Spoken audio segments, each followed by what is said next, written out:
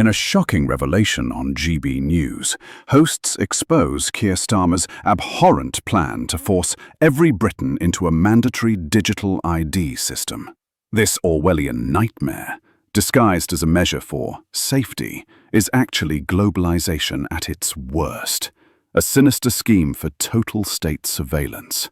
The political elite want to know your every move, track your spending, and control your life. But brave voices on GB News are fighting back, exposing this assault on our fundamental freedoms. This isn't about security, it's about submission. Will the public wake up before it's too late? First off, a massive cheers for all the support.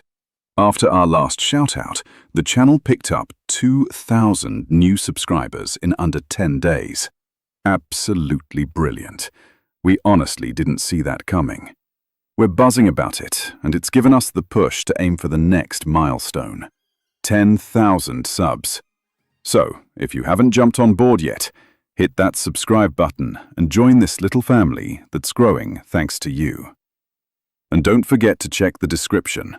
We've popped a few links down there if you fancy supporting us even more. Claire, let's start with the Telegraph, shall we? Actually, a number of papers this morning. Digital ID cards could be issued to all Britons. I mean, this is just such an abhorrent idea on every single level. You'd agree on this one, you two. On a political level, on a sociable level, on an environmental level even.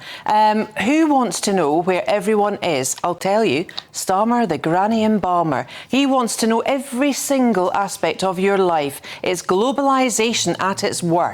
You will be able to know, Big Brother, will be able to watch where you're going. And the other thing, this is what I was saying earlier, they seem to frame this, I know it was in the manifesto for the Labour Party to be elected, as was giving the votes to 16-year-olds and the rest of the rubbish that they put in their manifesto.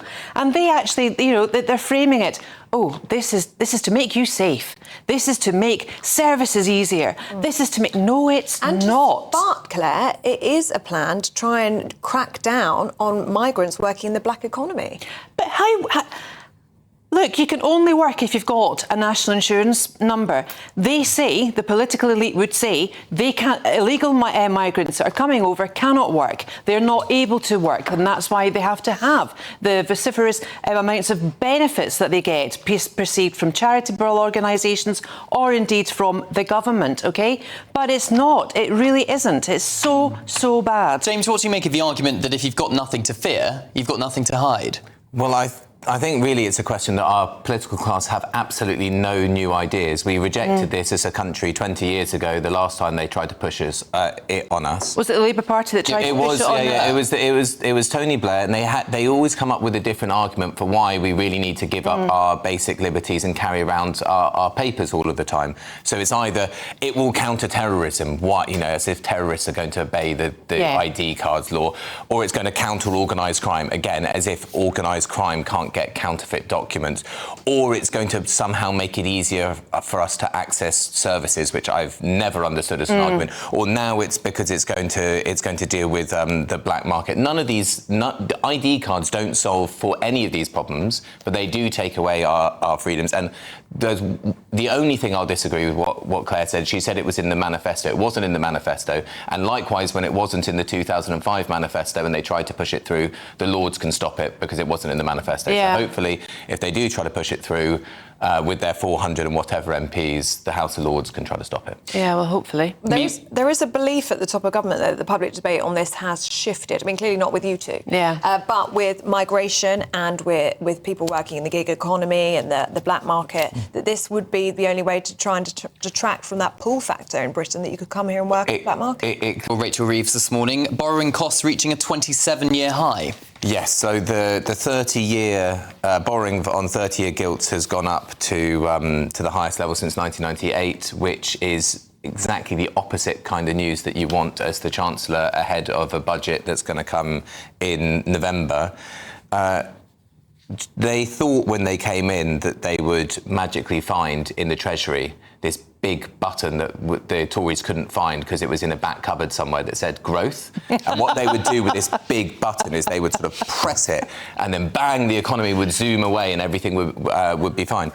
The problem is they've come in without really any kind of plan. There are ways in which you can both boost tax revenues and reduce recurrent expenditure and boost investment. But you need to have a very well worked out plan to do so.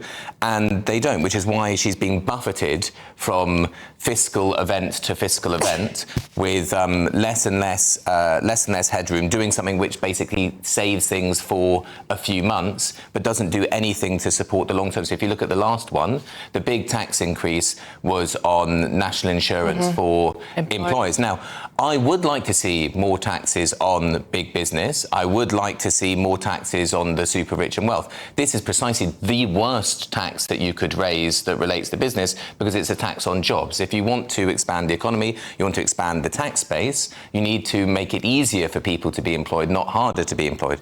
So they've basically not got a strategy. It's showing up in the markets, and there needs to be a big change. What impact do you think the shift from Duncan Jones and Manouche, who was the Deputy Governor of the Bank of England, will have on Rachel Reeves's position then? I'm not sure.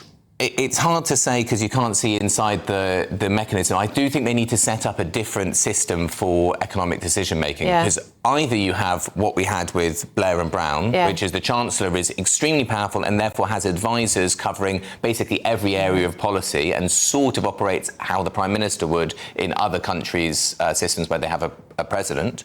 Or you do it like we do foreign defence and security policy, where you have a setup where the Prime Minister is still at the top, but then the different departments feed in different ways. So then the Treasury would feed in always saying, well, what about sound money? But then you have someone else feeding in saying, well, yes, but we need to improve investment in the economy and so on.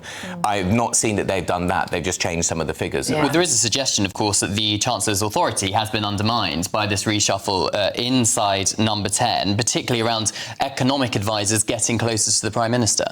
Well, there was an economic advisor. They went. Now there's a new one. I think I'm not sure it means that they've been undermined. It's hard to read those tea leaves. But clearly, the decision making that has been made for the economy being driven solely by the Treasury, and that could be, honestly, it doesn't really matter who is the Chancellor if they're not going to put their imprint on it.